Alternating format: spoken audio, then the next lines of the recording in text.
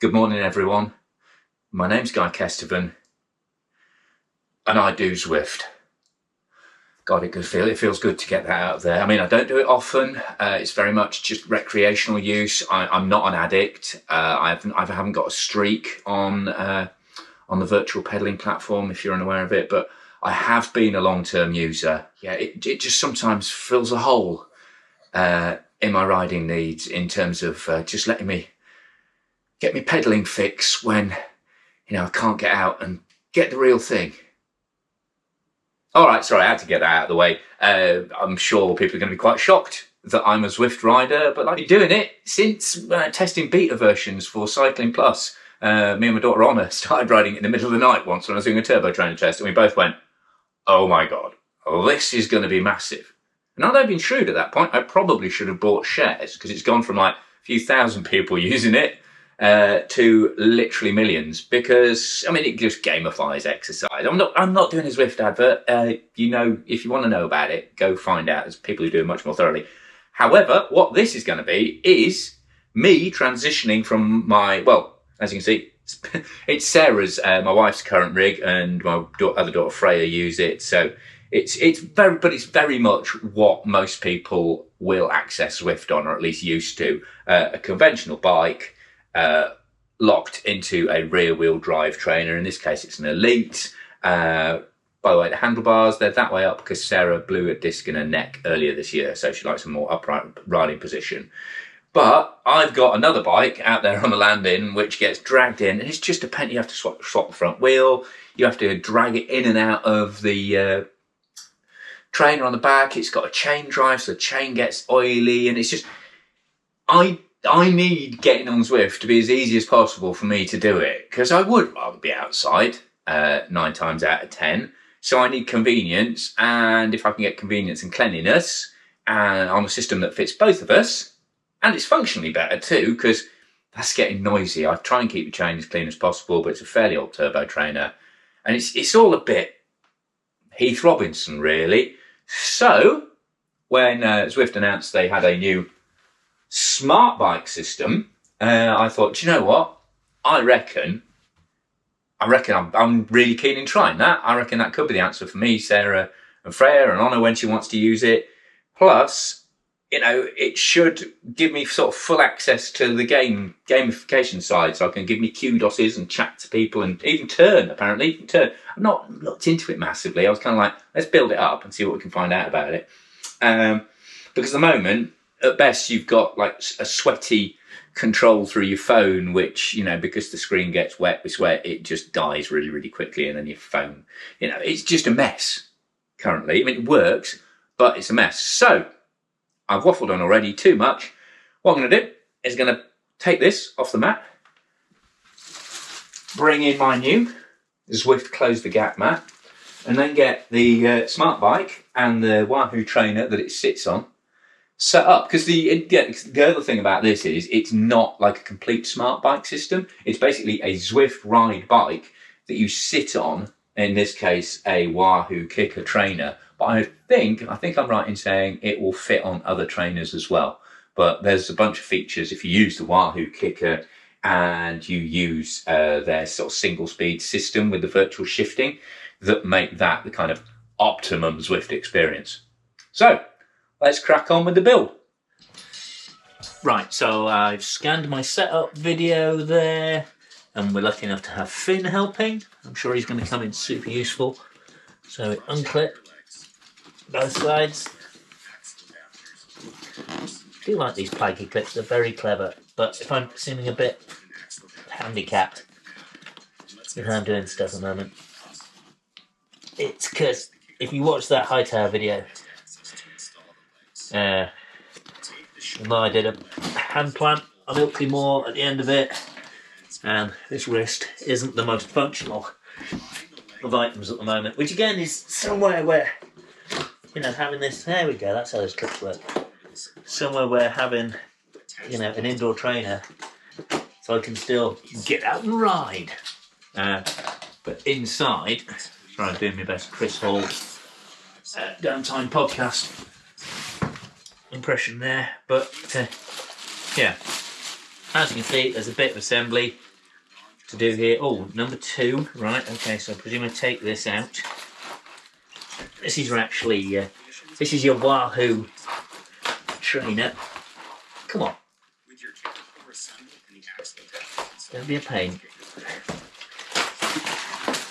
Oh, okay. Maybe we take that off first. Maybe we don't. I don't know. Out you come. A bit more plastic in this whole assembly than I'd ideally like. You know, the mat was plastic wrapped. Obviously it's the majority cardboard here, but still quite a lot of plastic in this casing. So get that away. Then we've got to put the legs on, so they'll be in here. That's quite nicely numbered. And more plastic. So that's, and then come on. And then bolt the legs on and plug it all in. I'm going to fast forward at this point. Oh, here we go. Number 1. Lovely. Oh, this is your kind of fitting bits. If you're using a conventional bike, it'll do disc brake, it'll do bolt through, it'll do QR. You look after them, Finn. Thank you. And we'll get back to this once I've got it assembled. Basically, you just bolt those legs onto the frame, and then we're good to go. But you don't need to see all that, do you? So I have just jumped back in with the construction here. So just wanted to point out that you do get all the tools you need. I had the Allen key set ready, but it's actually a little socket set deal. And you get all of those included with the kit. So, you know, I mean, I think we've all got... Actually, do you know, maybe don't bike riders. So obviously you can use your own tools, but they are all included with the set, and then there's that little mix of adapters, because that, you know, that's the other win with having this separate collaboration between Zwift and Wahoo here, is that you can still use this KICKR trainer with a conventional bike as well. If you wanted to get some indoor bike time on a specific bike before an event or something like that, or just get miles in on kit you're used to, then it still works. Or if you just want to take the KICKR with you, you don't want to take the whole smart bike, you need to do some indoor training when you're travelling away with work or whatever, you can still use this with your conventional bike. So, well, they do a complete all-in-one bike. It's massively more expensive, but also it's nowhere near as versatile as the split system. Although, then again, this split system, the all-in-one, I guess, does look fancier in your exotic studio flat or wherever the marketing guys would like to have it positioned. Not in a garage or in a workshop or in my case, which actually this, probably would look quite nice having an all-in-one bike in the office, but I'm blathering on, aren't I? You don't need to hear all this nonsense. Basically, they do this, which is sort of modular, and they do actually 2 different options of complete bike. So I'll stick pictures up of those on screen now. But there we go. All tightened up. Let's pop these little rubber covers on.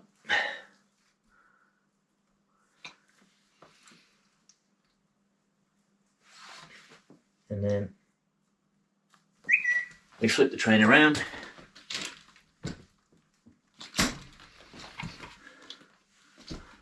And then see, we don't need all of these bits for now. We'll keep them safe for later. And get ready to actually get the smart bike out. What do you think, Finn? What do you think? Is it Finn approved? Yeah.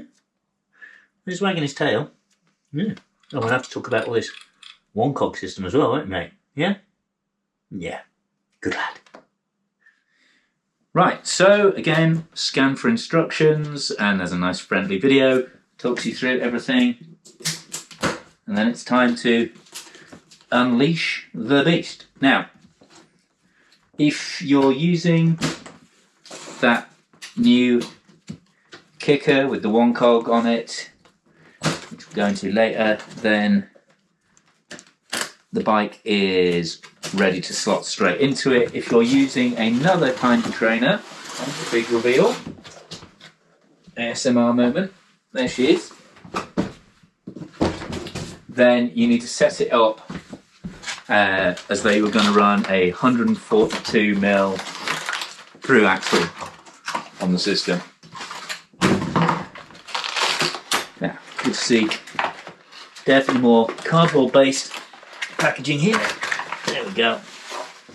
I like nice packaging. Not as much as Bryn from Petey's, or Si from Kotick actually, or Joe Graney, who used to be the CEO at Santa Cruz, but it's an art form in itself. Anyway, I'm waffling on. So now, this is the frame. You are not going to win any comms with this, I'll tell you now. That's a reasonably weighty piece of kit, is that?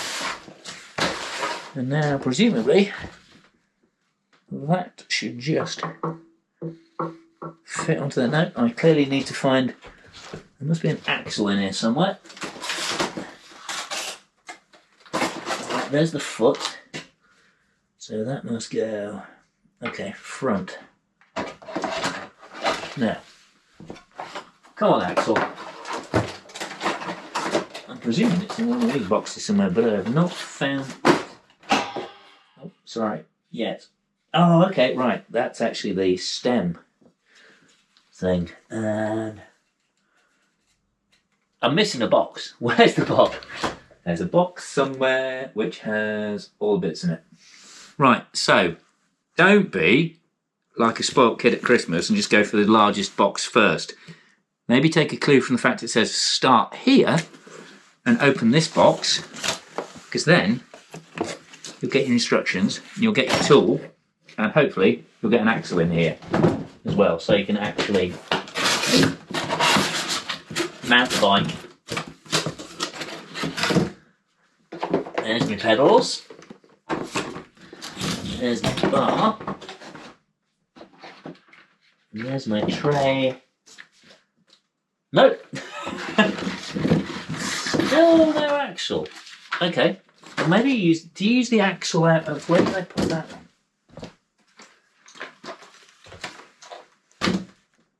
There's no axle in there. Right. Maybe it's box 3. So I don't think. Come on. No. It's got some fancy handlebars here, but there's no axle in there. Not in that box. I genuinely did, watch the instructions, but I need to re-watch them again to find out where the axle is hiding. I'll try box 3. And after searching through all the boxes, we have finally found the rear axle in the pedal box. I mean, yeah, it says pedals on the top, so I didn't look at it first, but there is actually a picture of an axle on there. So, I mean, to be fair, you could have told us that in the video, Zwift. But now, we should be able to click the camera. The frame in.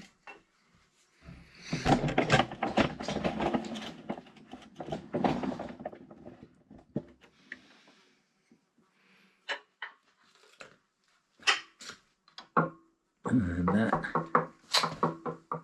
No, we're going to need to add the adapters. So, bear with. Not quite as smoothly as the video would have you believe, to be honest.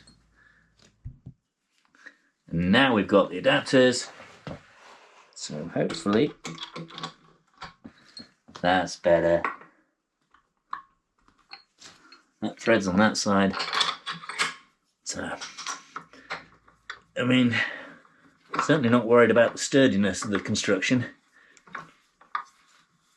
It's all good, chunky steel, but that means it's not the most portable thing. Come on. Well, at least you can rely on the fact that, well, some YouTubers, and indeed Zwift's own video, might make this all look pretty simple. If there's a way of finding a flaw in a design,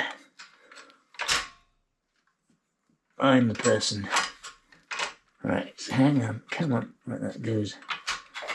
Okay, that goes around there, so that's on a single. I thought it might be a band drive, but it's actually, as you can see, just one big, tough, single speed pitch chain holding it together, which is good because it means you can run conventional lube and everything on it. And yeah, then we'll get up the front end and put all the handlebar assembly together. First thing I would say is, even with this bolt completely undone here,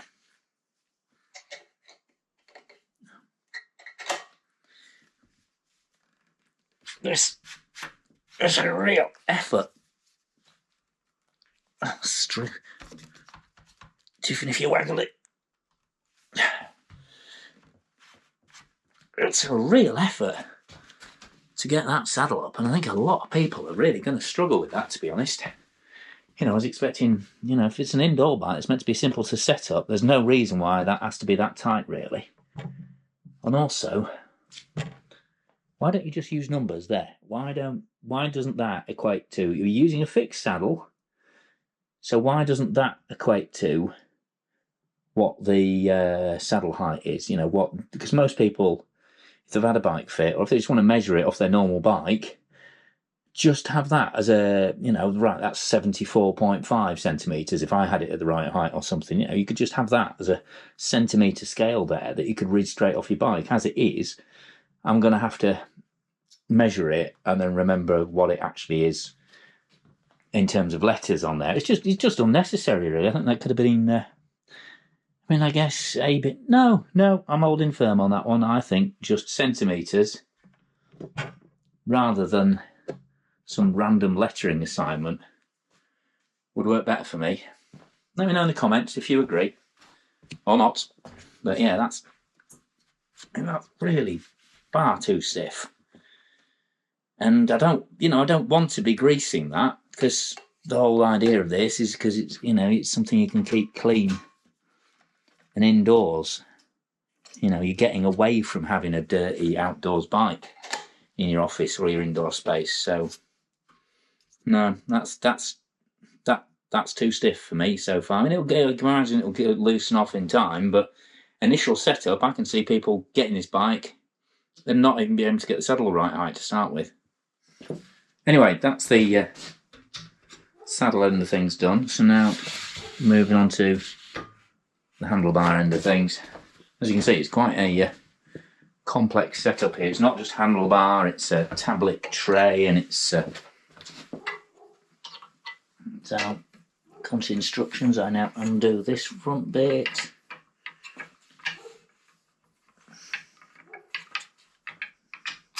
Vicky's doing a good job guarding the garden by the sound of things. Does it come out all the way? Yeah, I think it does. Yeah, it's a proper bolt. Right, so part of this unclips.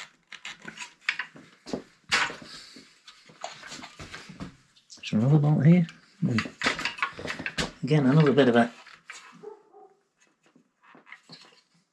I think it just clips in there. There we go. There. Wasn't so bad. I just didn't want to pull it apart. And then this whole handlebar assembly .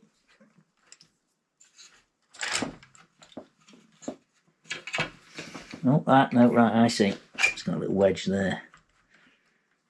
Is that right? Is that it? No, there's a bit of adjustment here. Isn't that right? It's got another, got a top track, and then you've got a little, I'll show you around here why I'm struggling, make an excuse for myself.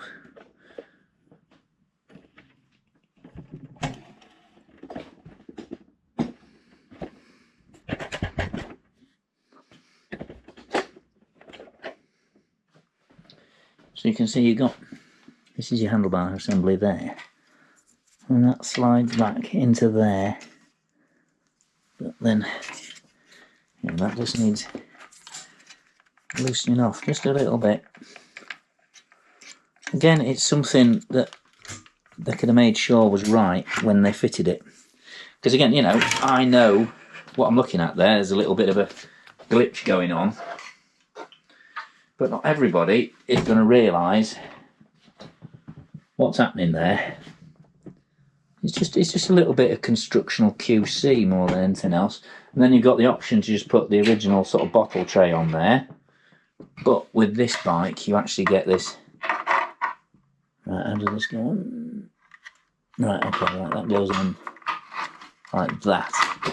And this is your tablet and phone.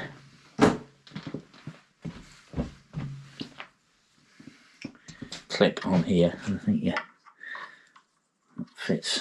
fits down there somehow, and then we bolt it all back together. Right, okay, so like that. Let's put all the way up.